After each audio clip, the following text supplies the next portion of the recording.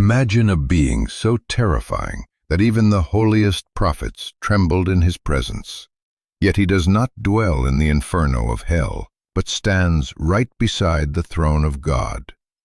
We are taught to believe in a binary universe where angels are creatures of pure light and benevolence, while demons are monsters of shadow and malice. But there is an entity that shatters this comfortable illusion. He is the executioner in heaven's court, the seducer in the garden, and the dark paradox woven into the very fabric of creation. He is not Lucifer, the fallen rebel who was cast out. He is something far more complex and perhaps far more dangerous, because he still holds his security clearance. His name is whispered in fear across millennia, known as the Venom of God, the blindness of God, and the left hand of the Almighty. Tonight, we do not speak of a simple demon. We speak of the necessary evil that the cosmos permits to exist.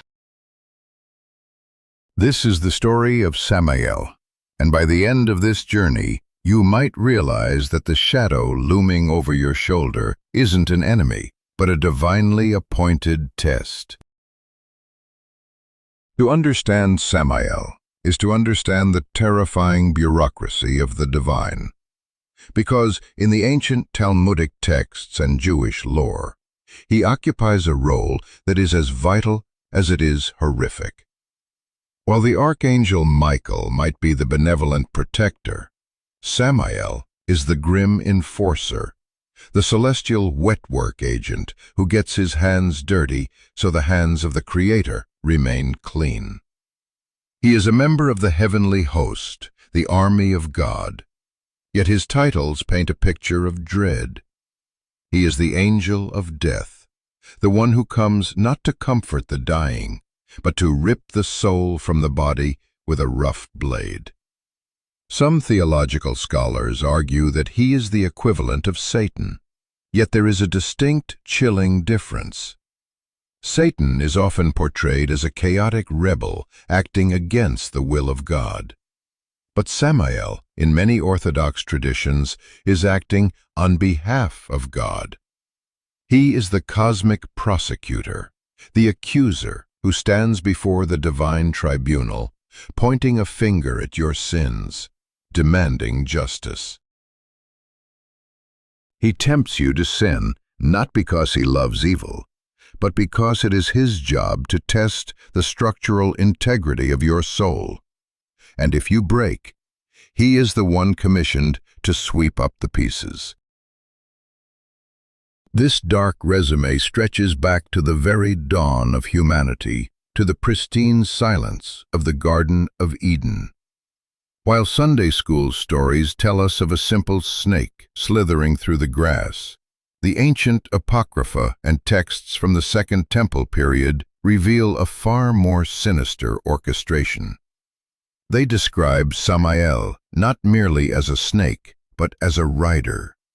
He utilized the serpent as a mount, wearing the creature like a biological suit of armor or a puppet of flesh. It was Samael, driven by a potent mix of arrogance and jealousy, who engineered the fall of Adam and Eve. The Apocalypse of Baruch takes us on a visionary tour of the third heaven, where the prophet Baruch is shown the cursed vine that led humanity astray, a vine explicitly planted by Samael. We are told that Samael was consumed by envy. He saw Adam, this creature of dust and clay, receiving the love of the Creator, and something ancient and reptilian snapped within him. He didn't just want to disobey God. He wanted to break God's favorite toy. By deceiving Eve, he wasn't just corrupting humanity. He was launching a spiteful strike against the Almighty, forcing God to curse his own creation. Some dark traditions even whisper that Samael's temptation of Eve was not just verbal, but carnal, suggesting he is the true father of Cain, introducing the lineage of murder into the human bloodline. As we move through the corridors of history, Samael's shadow grows longer and more grotesque, shifting from a jealous angel to an entity of pure malice. In the ascension of Isaiah, we see him acting as the puppet master behind the wicked king Manasseh. Imagine a kingdom descending into chaos, where the holy laws are forgotten, and the king himself is possessed by an ancient darkness. The text says Samael abode in Manasseh and clung fast to him. This wasn't just influence, this was spiritual parasitism. Through this possession, the demon Belial was unleashed, and the prophet Isaiah, who dared to speak the truth, became the target of Samael's wrath. The death of Isaiah is one of the most brutal in religious lore, ordered to be sawn in half with a wooden saw, a slow, agonizing execution orchestrated by Samael, because Isaiah had the audacity to expose him. It is a chilling reminder that this entity does not just tempt, he silences his opposition with extreme prejudice. He views the prophets not as holy men, but as obstacles in his eternal quest to prove that humanity is unworthy of God's love. But perhaps the most visceral description of Samael comes from the ascension of Moses, where the great lawgiver is taken through the layers of heaven by the archangel Metatron. At the highest level, Moses encounters an angel that stops him cold, an entity so vast that it would take 500 years to walk the distance of his height. This being was covered from head to toe in glaring, unblinking eyes, a creature of absolute surveillance and judgment. Metatron whispers to Moses that this is Samael, the one who takes the souls of men. Even Moses, who had stood before the burning bush and parted the Red Sea, was paralyzed with terror, begging God not to let this creature claim his soul. It reveals that even the holiest among us fear the left hand of God, because Samael represents the cold, unyielding aspect of justice without mercy.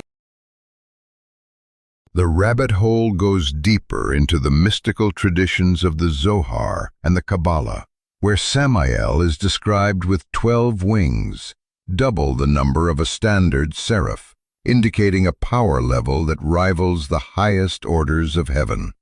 Here, his narrative becomes intertwined with the demonic feminine, particularly Lilith, the first wife of Adam. In these esoteric texts, Samael and Lilith become the dark mirror of Adam and Eve, a chaotic power couple ruling over a kingdom of demons. They are said to mate and spawn legions of spirits that haunt the air and plague humanity.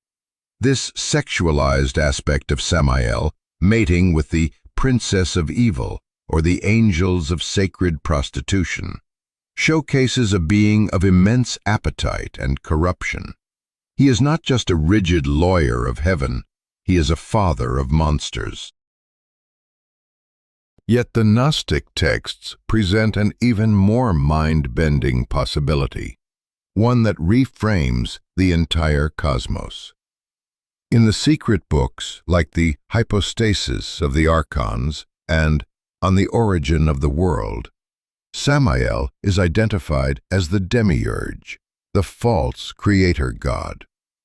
In this version of reality, he is a blind deity, blind not in sight, but in awareness. He floats in the chaotic void and arrogantly declares, "I am God, and there is no other apart from me." He believes he is the supreme being, unaware of the true infinite light above him. In a moment of cosmic humiliation, a voice from the higher reality, often attributed to Sophia, the embodiment of wisdom, thunders down, saying, "You are mistaken, Samael," effectively calling him the god of the blind. This paints him as the ultimate narcissist, a being so consumed by his own power that he cannot see the divinity that created him. He is the original sinner, not because he ate a fruit, but because he claimed the throne of the universe for himself. There is a final twisting irony in the legend of Samael found in the saga of Jacob and Esau. We are told that Samael served as the guardian angel of Esau, the brother who was cheated out of his birthright. When Jacob prepares to meet his brother, he is attacked in the night by a mysterious figure, and they wrestle until dawn. Medieval scholars like Rashi identified this wrestler as Samael. But here is the catch. Samael wasn't fighting Jacob because he cared about Esau. He was fighting because he was forced to. The Midrash suggests that after his corruption in Eden, God punished Samael by forcing him to act as a guardian angel, effectively chaining a wolf to a sheep. His wrestling match with Jacob was an explosion of pent-up rage, a chance to physically hurt the human lineage he so despised. He is a prisoner of his own role, trapped in a paradox where he serves the God he resents and protects the humans he hates. It is said in the Zohar that one should never speak his name out loud, for the very sound of it attracts his attention, acting as a beacon to the accuser.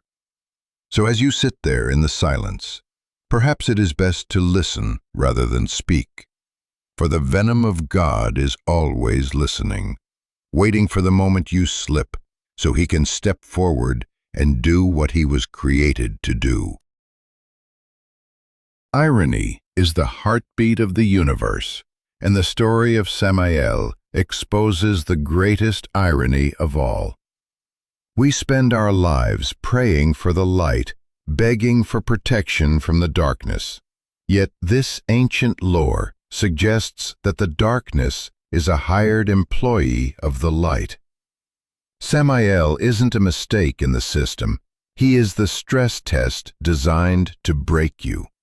The irony is that without the accuser, there is no redemption. Without the struggle, there is no strength. The monster you fear is actually the grinding stone that sharpens your soul. We demonize the obstacle, but fail to realize that the obstacle is the only path to ascension. This isn't just dusty mythology. This is the mirror of the modern human condition. We all have a Samael living inside our heads. It is that voice of self-destruction, the internal prosecutor that lists your failures at 3 a.m. The part of you that sabotages your own happiness just to see if you can survive the fall. You fight it, you wrestle with it, like Jacob in the dirt, thinking it's a demon trying to kill you. But what if that internal shadow is actually the guardian of your potential? What if the anxiety, the doubt, and the darker impulses are simply the friction required for you to move forward? We try to medicate, execute, or ignore our inner demons, but perhaps we are meant to wrestle them until the sun comes up and demands a blessing from them. So I leave you with a choice that divides the room. Do you believe that true virtue comes from innocence, never knowing the touch of darkness? Or does true virtue only exist after you have faced the venom of God and survived? Is the man who has never sinned holy, or is he just untested? The safe path is to close your eyes and pretend the shadow isn't there. The dangerous path is to look into the glaring eyes of the accuser and stand your ground. If you want to survive the next encounter with the hidden history of the cosmos, make sure you are subscribed. The archives are vast, and the next entity we examine makes Samael look like a mercy. Until then, watch your step in the garden.